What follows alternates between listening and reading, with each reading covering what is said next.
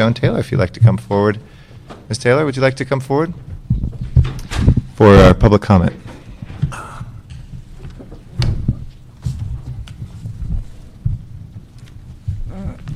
Good afternoon. Thank you, Mr. Garcetti and Mr. Zine. Good afternoon, ma'am. I am Joan Taylor, and I am here to ask and supplement my verbal request with a written request that the Rules and Governance Committee find a way that the Department of Aging and Tom LaBonge must furnish all of the financial facts for a 64-van program called Department of Aging Door-to-Door Transportation Program. This is probably a $24 million a year program. There's a great deal of waste in it. It's costing the taxpayer. I don't mean to get into the logistics of the request, but I'm trying to say that this is important that we get the facts, the financial figures for a program of this size that affects every district. I have brought this before the council committees on budget, planning, transportation, and also Tom LaBonge's committee with excellent effect because they understood the program. But there's a need to get the financial figures in writing, and I have been refused several times by both the Department of Aging and by Tom LaBonge. And yet City Clerk tells me that if the Department of Aging refuses me, I should go to Tom LaBonge. Can this committee tell me what the Rules and Governance Committee has to furnish transparency of governance? In other words, I'm entitled to these papers to find out how much this program costs and where the money goes, and I'm not able to get it. Could this committee recommend the route that is ensured by the city charter? Yes, Ms. Taylor. This is Rules and Government Committee does not have jurisdiction over this, but we would recommend that you have a public records request made that is for any government documents that would allow somebody to have access. You just need to fill out a Public Records Request Act with our city clerk's office. And this is not the committee that has jurisdiction over this issue, but I can recommend that to you. The public records request should get the papers for me. Any government. I was not aware of this. Sure, absolutely. Thank you, Ms. Taylor. Okay, we can go to the first item, please. Item number 1, a City Ethics Commission report relative to proposed amendments to Schedule A of the Conflict of Interest Code for the Los Angeles Zoo. Okay. Number 1, I would recommend on consent. Mr. Zine, you okay with that? And number 2, we've had the conflict of interest for all the other departments. It's the same. This doesn't have anything to do with the elephants, does it? No. But if you want to put an amendment on it. You know about the elephants. We'll go ahead and move that. Number 2, please. A little humor is okay once in a while. Item number 2 is a CLA report relative to the city's position on AB 351, SALAS, physical education, which would recognize school marching band, color guard, drill team, and other activities as a substitute for the required physical education for grades 10 to 12 pursuant to Resolution Perry Rosendahl. Okay. It is our understanding that this is now a 2-year bill. It did not pass out of the House of Origin, Okay. But it is a 2-year bill. I'd move that forward on consent as well, without objection. What does the school district say about this? Jack Reef with the CLA's office is here. I understand that the school district currently has a support position on this bill. Okay, that's all I wanted to know. I just didn't want to go against their position. Okay. Thank you. Thank you. Item 4, if we can go 4 as well. We'll come back to 3. Okay. Those are the 3 that I was going to recommend on consent, 1, 2, and 4. Okay. Item 4 is a CLA report relative to the city's position on HR 213 BACA that would establish a national legal public holiday in the honor of Cesar Chavez pursuant to Resolution Huizar Alacon Reyes. This is a standard position that we have taken many years past. We already have that as a city holiday. For a state holiday, yes. And the city recognizes the state holiday. I'll move that. Okay. Without objection. If we go back to number 3, please. Item 3 is a CLA report relative to the city's position on AB 1003 Perez that provides gay, lesbian, bisexual, transgender service providers with expanded access to state grant funding for GLBT-specific domestic violence programs pursuant to Resolution Garcetti-Gruel-Alarcon. This is another bill that is a 2-year bill. It did not pass out of the Policy House, but it is still active at the state legislature. This would make 2 very minor changes to the legislation. One, the law currently states that up to 4 grants would be funded. This would remove that language, so however many appropriate grants can be made would be made. Okay. And the other is that the law states that any grant provider must meet a comprehensive list of 8 or 9 different subjects. This would remove that all language and allow that the grant applicants can provide some of the services on the list rather than be required to qualify for all of them. So this makes it a little easier for people to apply for and receive grants to provide effective programs. Mm-hmm. Okay. How are grants being handled with this state budget? Depends on the source of funds and the availability of the funds. Some grant programs, the state is able to borrow them, and so they're doing some shifting of things. But funds are dedicated to specific programs, and if funds are available, they do move forward on some of those grant funds. But some are not being approved. This one's funded with a $3 fee on domestic partnerships. Yeah. So it should be effective, Yeah. but I don't know. Yeah, exactly. So they have funds in there now? They do have funds in there now. It would change how many grants could be given. It limits it to 4, okay, and this would allow. So the money's already been collected? Yes, it is. It can't be diverted to $23 something. fee or $3? Yeah, it's it's $23 sorry, I per missed it. certificate. Yeah. Okay. We have one speaker on this. If Ari Ruiz would like to come forward. Welcome. Yeah. Good to have you here. Thanks. My name is Ari Ruiz, and I'm representing the Latino Equality Alliance and Stonewall Young Democrats. One of our missions this year is to advocate for funding for our LGBT community. So today I'm going to talk about AB 2051, the Equality and Prevention Services for Domestic Abuse Act was enacted on January 1, 2007, levied a $23 fee of individuals registering as domestic partners to fund culturally appropriate programs for lesbian, gay, and bisexual, transgender survivors of domestic violence. Specifically, this bill established a grant program funded by the Equality and Prevention and Services for Domestic Abuse Fund to ensure that LGBT people in abusive relationships have access to prevention and intervention services and encourage them to break the cycle of violence. AB 1003, Assemblyman Perez has introduced this legislation, would make various changes to the law regarding the Equality and Prevention and Services for Domestic Abuse Fund. Specifically, the bill would delete the requirement to fund minimum of 4 grants annually. Additionally, the bill would clarify that grants may be awarded to organizations that provide any rather than all of the domestic violence services specified.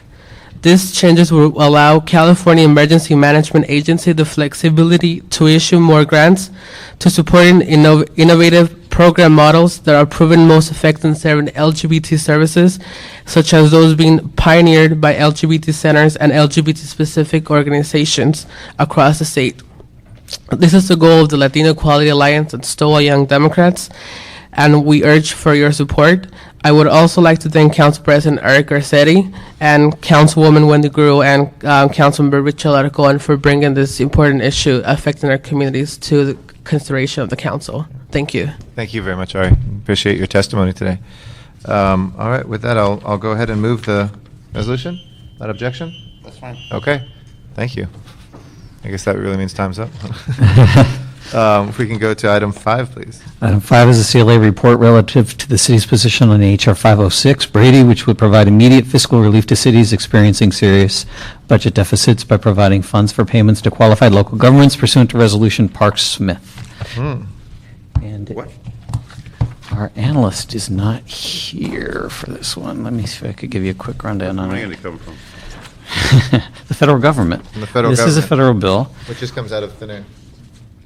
And, Just print it. yeah. Yeah. Yeah. Okay, how can we say no to that? Yeah, let's I don't move think we need approval. discussion. You don't need this. Yeah. There's even a chance of extra money. Call I it- don't care how it gets here. Call it a no-brainer. No-brainer. It's a no-brainer. Number Okay, 6. number 6 is a CLA report relative to the city's position on SB 29 Denham, which would require the state of California to sell parcels of land occupied by the Los Angeles Coliseum and Sports Arena and the state's share of the sports arena structure, thereby terminating the Los Angeles Memorial Coliseum Commission pursuant to Resolution Parks Labange. And the recommendation is for an opposition to this sale. I approve that. You don't want it to be sold? No. Would you like to detail why, Mr. Zine? I think it's a historical location that we need to preserve. The land is valuable. 2 Olympics at that location. The Fighting Irish have played SC Is it opposed by at SC? that stadium. Do we know? Hi, Clay McCart from the CLS office. Yeah, what's SC say about this? I'm not exactly sure what they say. They don't have an official position on it as of yet. And what's the expected amount of revenue they could get from a sale? Well, in 2004, they thought it would be $400 million for the land. They but thought. They thought in 2004, but with the current economy, it's going to be a little Oh, bit so less. it'd be the land too, not just the It's just Coliseum? it's just the land. It's just the land. It's just the state owns the land that the sport arena and Coliseum occupy. The state also owns part of the structure of the sports arena, so it would be the land under both plus part of the sports arena structure.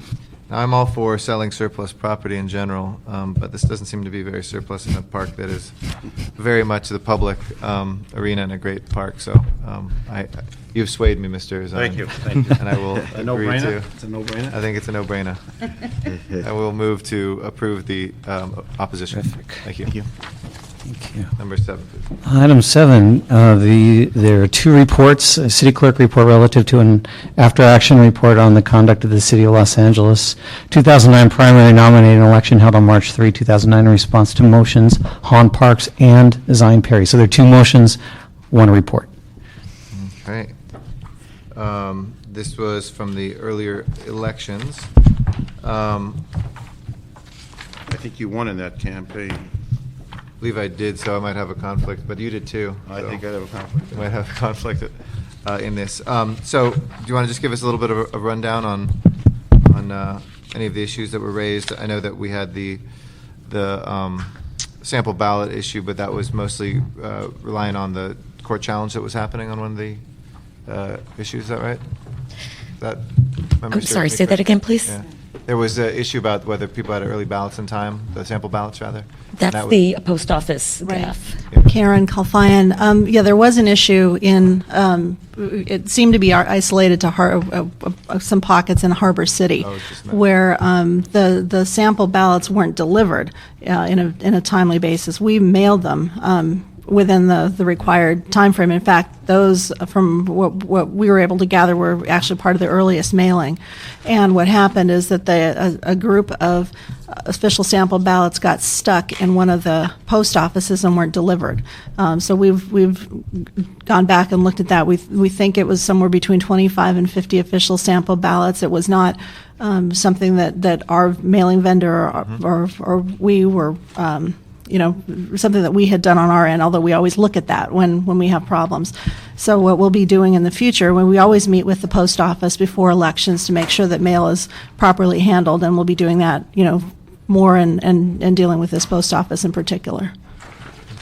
I might want to note to the committee that even though this was a gaffe of the post office, the Long Beach U.S. Post Office facility, that the clerk over many elections have learned to be proactive and work ahead of time with the post office in anticipation of problems.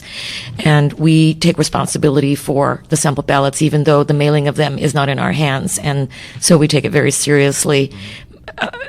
Gaffes are going to happen. Our goal is to minimize them with each election to get better and better. But this was an isolated incident specific to this particular postal facility in Long Beach. And I had a question about the 2,530 student poll workers. Is that, how much of an increase was that, or was this from previous elections? Do we know? It's actually more in both the student poll workers and the city employee poll workers. We saw an increase. I don't know the percentage. For the Four. students. So 100% and 40%. Yeah. Okay. And we find that the student poll workers are just great. You know, they're really good workers. And many times they're bilingual. They're very helpful. They're more technology savvy than some of our older poll workers, although many of the older poll workers are too. So they're a real positive part of the elections. Okay. Mr. Zine, did you have any questions? I know there was a situation, and I did a motion on it regarding poll workers failed to show up on time. Poll workers did arrive, were not able to set up the polling facility properly. Incorrect ballots delivered to the wrong polling place. That was one of the situations I know that in my district, ballots from my district went to Mr. Smith's district. Because people in the 12th district weren't voting for a council member, they were in the 3rd. And people said, you're not on the ballot. Obviously, that created some turmoil. Can you explain that? Right. There are always incidences that happen on election day, for example, with poll workers not showing up or showing up late. And I'll get to the specific issue in a second. What our goal is to do is to anticipate whatever problems may arise on election day and be able to deal with them quickly. In the case of the supplies got mixed up. One set of supplies went one place and the other set of supplies went the other place. So as soon as we were aware of it, we moved to correct the problem. Got what we have are people stationed at different locations in the city. We have troubleshooters who go around from poll to poll and can get to the poll, get emergency ballots there in the event that there is such a problem, and make sure that voters can vote as quickly as possible when there's something like that. What's the response time? Because obviously we're a large city. Right. From San Pedro to the Valley, from West LA to East LA. How do you have them scattered? We had 3 separate locations throughout the city. One, I think, was in one's Piper Tech. One was in the west area. Sorry. What? West, right, and then East Valley, right? Mid Valley, excuse me. And we have people stationed there so that when there's a call, we can get people out as quickly as possible. We also have, as I said, troubleshooters who are assigned a certain number of polls, and they rove around and go from place to place. We also have city attorneys who are stationed throughout the city looking at issues, and then some of the nonprofit organizations who are poll watchers. We have a lot of people out there who can let us know about things, and then of course the poll workers themselves can call in, and so we dispatch people as quickly as possible. I don't know that we have an average response time, but we try to get folks out as quickly as possible to make sure that if a poll's not open, it's open within as quickly as possible. Generally speaking, it's half an hour after opening, although there are some incidences where that's not the case, but we do try to get people out. And we also have mobile operating polling places so that if there's a larger issue, we can get a mobile polling place out and get people voting as quickly as possible. When they open up, how many polling places do they have in that March election? We had about 1,500 or over 1,500 precincts. Precincts? Mm-hmm. Well, but some precincts vote with other precincts. Some are co-located, that's correct. So how many facilities, how many locations, garages, I want to say about 1,300 or so, although I don't remember somewhere over precisely. 1,000? Oh, yes. Over 1,000, Mm-hmm. which is obviously a large number. Right. Is there a way that when they open, they call in?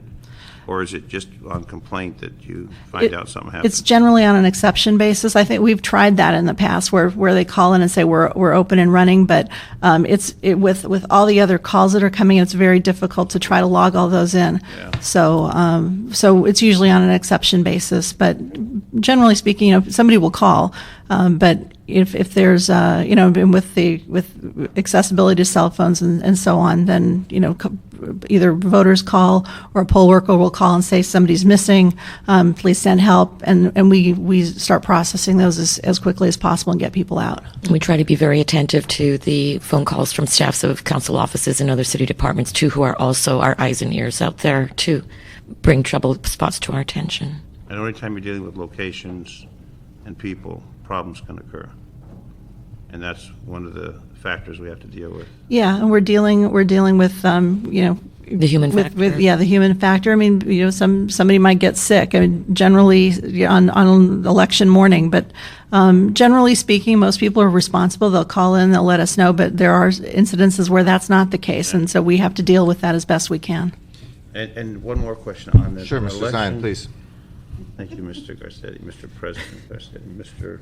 Admiral of the Military. Go ahead, please. On the elections that's coming up for CD2, that will be in the district. Has it ever been considered to streamline some of these problems, to have a mail-in, strictly a vote by mail, and something small like We that? discussed that in here, remember? I know. Yeah. We're getting closer. We looked at a Versus strictly. the cost involved in what you're going to do for one district. Well, we've looked at doing all mail-in ballots. Right now, the I mean, for a small election, I'm not talking about city. right. I don't believe the charter allows that, to do all mail-in ballots, even for a special election. I'm not sure that that's the case, but we've looked at doing that, and Burbank does. There's, yeah. there is a motion pending that was just introduced in the last month requesting the city clerk to evaluate that issue once again. I'm just thinking on a big citywide election, obviously. Right. It's the mayor, the council, the city attorney, et cetera. But on a localized special election, such you're going to have in CD2. Right, It's for very like a single localized. council district. Yeah, that's something that we can look at and give estimates about the cost of that. So we'll be coming back with Okay. that. Anyway, just an idea, since we're talking about trying to eliminate problems. Sure. And one last question. There's precincts in which more voters voted in Council District 3 than had been registered, and they voted for Mr. Zine. Did we investigate that as well? Or is that still pending? They were all exempt. Okay, I just want to be clear. No brainer. All right. Thank you very much. Appreciate the report. And if there's no other questions, we'll go ahead and receive and file, or is it moving forward? No. Note and file. Note and file. We will note and file that. Thank you very much. Appreciate it. And Okay. just as a note of information, the county has notified us, and I've passed the information on to your Right, office, yeah, I just got that. they're ready to certify the May election. So we hope to Great. have that before council next Wednesday. Great. We'll About the expedite March that. election. Absolutely. It's already been certified. We're supposed to get a big letter congratulatory from the clerk's office. You're on my list, sir. But you haven't forgotten. I haven't forgotten you. I'll write you a postcard. Don't worry. Thank you. Thank you very much. Appreciate it. Isn't a handshake enough? Yeah. This meeting of the Rules and Government Committee is adjourned.